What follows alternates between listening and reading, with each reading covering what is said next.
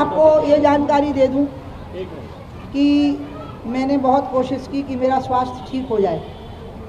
कोई डिफेक्ट आ गया जिसके कारण शुगर कंट्रोल में नहीं आ रही है और एक आध दिन तो ऐसा आया कि 600 पे पहुंच गई। और आप समझ सकते होंगे कि डॉक्टर मेरे कितने तनाव में आ गए होंगे। मेरा इलाज स्मार्ट सिटी के हॉस्पिटल के डॉक्टर और उनके कुछ मित्र डॉक्टर कर रहे हैं। बीपी कंट्रोल में आ जाता है योगासन और प्राणायाम की वजह से। भोजन कंट्रोल में है, लेकिन फिर भी शुगर किस वजह से है ये बहुत रहस्यमयी बात लग रही है सबको। तो मुझे शराब से जुड़ा हुआ मामला लग रहा है, क्योंकि मुझे कहते हैं कि अंदर अंदर कोई चीज़ आपके अंदर स्ट्रेस क्रिएट कर रही है। स्ट्रेस यही है कि ये मामला कोरोना काल में मैंने बिल्कुल शांति से बात की शिवराज जी से और योगी जी से। जिस दिन कोरोना का लॉकडाउन हटा तो मैंने सुना गाज़ियाबाद की एक दुकान में लाठीचार्ज हुआ है, शराब की दुकान में। तो मैंने कहा अरे ये तो अच्छा मौका है, अगर दोनों सरकारें चाहें, क्योंकि दोनों मेरे भाई हैं, एक बड़े एक छोटे, तो ये पूरी तरह से तय कर सकते हैं कि कितनी दुकानें खोलना है। तो मैंने उनको कहा तो योगी जी बोले अच्छा मैं देखता हूँ। शिवराज जी को मैं खुद मिली, बोले अच्छा दीदी मैं देखता हूँ। मैं उनको बता दी क्या क्या करिए। मैंने कहा आप पूर्ण शराबबंदी भी कर सकते हैं, क्योंकि कोरोना से लोग मरे हैं लेकिन शराब नहीं पीने से नहीं मरे। तो मुझे विश्वास हो गया।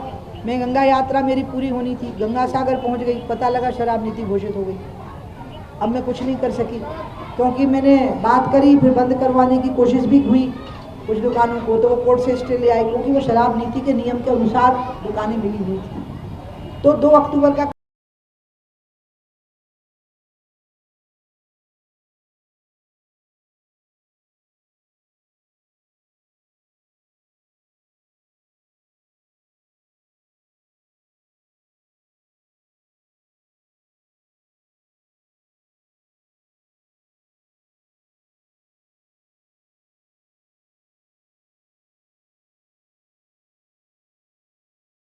परामर्श शामिल कर लीजिए, तो उन्होंने खुलेआम घोषणा भी कर दी।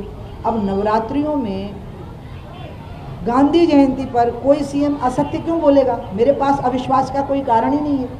मैं उनका पूरी तरह से विश्वास कर रही हूँ कि जो बातें तय हुई वो मैं आपको बता ही देती हूँ, वो आपको पता लग ही गई है। शिक्षण संस्थानों से 1 किलोमीटर के रेडियस की दूरी, सभी धार्मिक स्थानों से किसी भी धर्म के आधा किलोमीटर के रेडियस की दूरी, और अहाते बिल्कुल नहीं होने चाहिए, क्योंकि लोग पी करके चलाते हैं गाड़ी या पैदल जाते हैं, मरते हैं या मारते हैं और दहशत पैदा करते हैं। बियर बार की अलग बात है, वहाँ भी लोग पी के निकलते हैं, तो या तो उनके पास ड्राइवर वाली गाड़ी होती है और नहीं तो खुद चलाते हैं, तो चालान उतने लोगों का किया जा सकता है, क्योंकि उनकी संख्या सीमित होती है, एलिट वर्ग है वो। लेकिन ये जो मजदूरों की बस्तियों में अहाते खोल दिए, ये तो पैदल ही जाएंगे, साइकिल से जाएंगे, स्कूटी से जाएंगे, मरेंगे, मारेंगे, दहशत पैदा करेंगे। अहाता हमारी संस्कृति के खिलाफ है, अहाता हमारे देश के यातायात के नियमों के खिलाफ है। ऐसी 3-4 बातें मैंने उनको बता दी, जैसे स्कूलों से क्या बोलते हैं, अस्पतालों से, अदालतों से भी आप दूरी रखिए। अब ये जो 4-5 बातें हैं जो परामर्श के बिंदु हैं, वो आपको किताबों में मिल गए। मैंने 21 जनवरी को उनको दिए। आज मैं एक बात नहीं छुपाऊंगी, रायसेन में उस दिन ताला टूट गया होता, लेकिन जब मैं ओरछा से सवेरे रायसेन के लिए चली तो मुझे जगत प्रकाश नड्डा जी का फ़ोन आ गया, और मुझे शिवराज जी ने भी ओरछा में कहा कि अमित शाह जी का फ़ोन उनको आया कि ये क्या मसला है। और फिर जगत जी का फ़ोन आ गया कि दीदी आप थोड़ा धीरज रखो, हम कल्चर डिपार्टमेंट को बोलते हैं, वो परमानेंट खोल देंगे। मैंने कहा ठीक है, मैं शर्मिंदा होंगी, लज्जित होंगी, लेकिन मैं गंगा जल छोड़ के चली आऊँगी। तो मैं मान गई उस बात के लिए। इस बात में भी मुझे जगत जी ने कहा कि मैं बात करता हूँ, और मेरे सामने 21 जनवरी को बात हुई।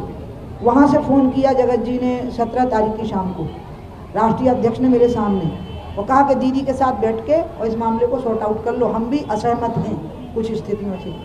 तो फिर यहाँ पर मेरी मुलाकात हो गई 21 को। 15-20 मिनट में हमारी बात ख़त्म हो गई, क्योंकि शिवराज जी मुझे मेरी बातों से असहमत लगे ही नहीं। तो यहाँ जो मैं रही वो धरना नहीं है, मेरे को एक फिक्र थी कि अगर 31 जनवरी को, और ये 31 जनवरी मैंने नहीं बताई, ये शिवराज जी ने मुझे बताई कि दीदी मैं 31 जनवरी को ही घोषित कर दूंगा नई शराब नीति। तो मैंने कहा ठीक है, 31 जनवरी को मैं वहाँ शाम तक वहाँ बैठूंगी, नीति सुनूंगी, और मैं जय जयकार करूंगी आपका। फिर आगे का आप लोगों ने पूछा तो मैंने कहा वो मैं 1 फरवरी को बताऊंगी। लेकिन उसका परिणाम मेरे स्वास्थ्य पर इतना बुरा पड़ा और इतना व्यापक हो गया, आप यकीन नहीं करोगे। मुझे पता नहीं, क्योंकि मेरा दिमाग तो है ही नहीं, जो है वो दिल है, सारा काम दिल से चलता है। तो ये मुझे लगा कि मैं यहाँ आके बैठ जाऊंगी तो मुझे शांति हो जाएगी, तो इसलिए मैं यहाँ आ गई, मेरे रहने की व्यवस्था। और मैंने इसको अचानक बोला 27 को शाम को मैं इसको बोल रही हूँ कि मैं 28 को वहाँ पहुँच रही हूँ। ये बेचारा अपने सब साथियों को लेके, हमारे मनोज जादौन जी, सारे साथियों को लेकर के, बल्कि परिवार के लोग भी लग गए, यहाँ पुजारी जी लोग भी लग गए, पुलिस भी बेचारी लग गई, क्योंकि ये जमीन पुलिस की है, ये थाने के लिए आवंटित है। जो थाना शराब रोकने के लिए होता है, उसी पर शराब की दुकान ठोक दी गई और नियम विरुद्ध। वो तो 50 मीटर के भी दायरे में आ रही है। महामूर्ख अधिकारी, में यही गाली दूंगी, वो महामूर्ख अधिकारी हैं जिनने कहा 50 मीटर की दूरी रखो मंदिर से। क्या मतलब है 50 मीटर की दूरी का किसी धार्मिक स्थान से? और ये तो फिर 50 मीटर के दायरे में भी आ रही है, 50 मीटर भी नहीं और अंदर है। ये क्यों नहीं बंद करा पाए? कोर्ट से स्टे कैसे आ गया? तो ये मुझे डर है कि नई शराब नीति में कुछ हो जाएगा, फिर टेंडर जारी हो जाएंगे, फिर वो कोर्ट में चले जाएंगे, फिर मेरे सामने हाथ खड़े कर दिए जाएंगे। अब दिक्कत क्या है?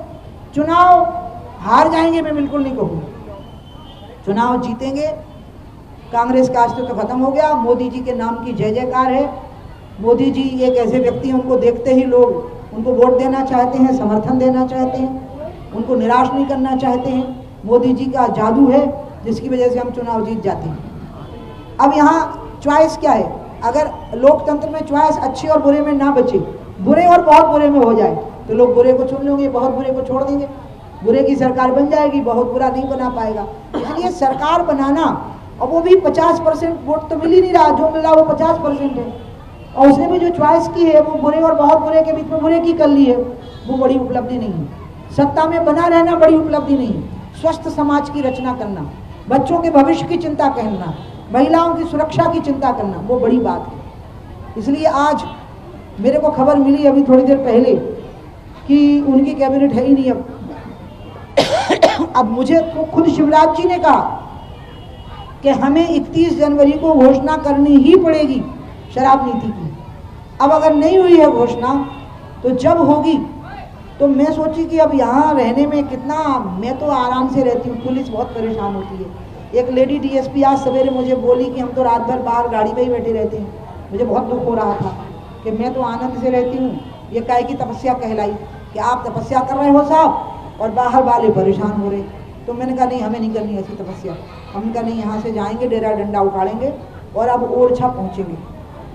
कल से ओरछा में, ठीक ओरछा के मंदिर के प्रवेश पर, कहते ना प्रवेश नगर कीजिए सब ताजा हृदय राग कौशलपुर राजा, ना, ओरछा में प्रवेश करिए और शराब का आचमन करिए, छक के पीजिए। देशी विदेशी पर्यटक देख रहे हैं कि ओरछा में राम का नाम नहीं है, शराब का नाम है। जिस राम के नाम पे सरकारें बन रही, चुनाव में हल्ला मचाए जा रहे हो, राम का मंदिर बना दिया हमने, और वहां पर शराब की दुकान बना दी राम मंदिर के ठीक रास्ते में। ओरछा और अयोध्या बराबरी पर, वो भी कोर्ट से स्टे लेके आ गया। तो इसलिए परसों मधुशाला में गौशाला खोलेगी, मैंने तय किया, क्योंकि वो नियम विरुद्ध है। अब मैं नई शराब नीति का वेट नहीं करूंगी। जो दुकानें नियम विरुद्ध हैं वहां मधुशालाओं में गौशालाएं खुलनी शुरू हो जाएंगी।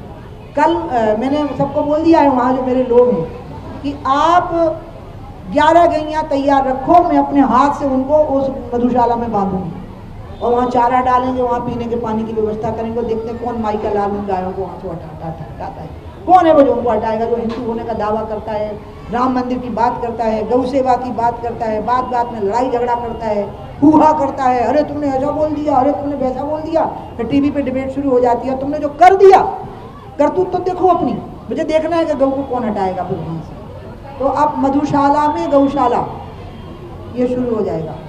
ये बात मुझे आप लोगों से बतानी है। दूसरी ये जो बात है कि मुझे कुछ प्राप्त करना, एक आध जगह वैसे कहा नहीं, मीडिया ने मेरा बहुत साथ दिया। मैं आपका सचमुच में वो सुन सुत तो ही उऋण में नहीं, हे पुत्र मैं तेरे ऋण से उऋण नहीं हो सकती, मैं आप लोगों का ऋण चुका नहीं पाऊंगी कभी, मैं सिर्फ आपको आशीर्वाद और दुआ दे के जाऊँगी।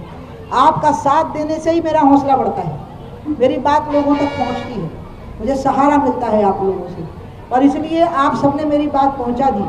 आप मुझे बताइए, मैं मुख्यमंत्री और केंद्रीय मंत्री बन ली, अब कौन सा पद बचता है? प्रधानमंत्री का बचता है, उस पर सब नहीं बैठ सकते। तो क्या ये शराबबंदी से मुझे वो पद मिल जाएगा? क्या मतलब है ये कहने का? ये बीजेपी में एक सेक्शन ने फैलानी शुरू की ये बात जानबूझ के। उनकी आदत है मीडिया से दबाव बना दो, ट्रोलिंग कर दो, ट्रेंडिंग कर दो। फिर हमने भी तय किया कि ट्रेंडिंग पे और ट्रोलिंग पे ऐसी धूरा फेंकेंगे कि भगते फिरेंगे, फिर हम भी ट्रोलिंग करेंगे।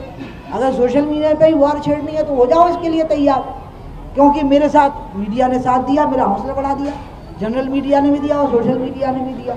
इसी प्रकार से मैंने कहा, मुझे ये कहना मेरे नहीं मेरे साथ सारे लोग हैं, अकेले में विधायक, सांसद, मंत्री सब मिल रहे हैं।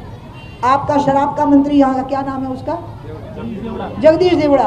जगदीश देवड़ा, मुझे बहुत बुखार चढ़ा था उज्जैन में, तो देखने आ गया।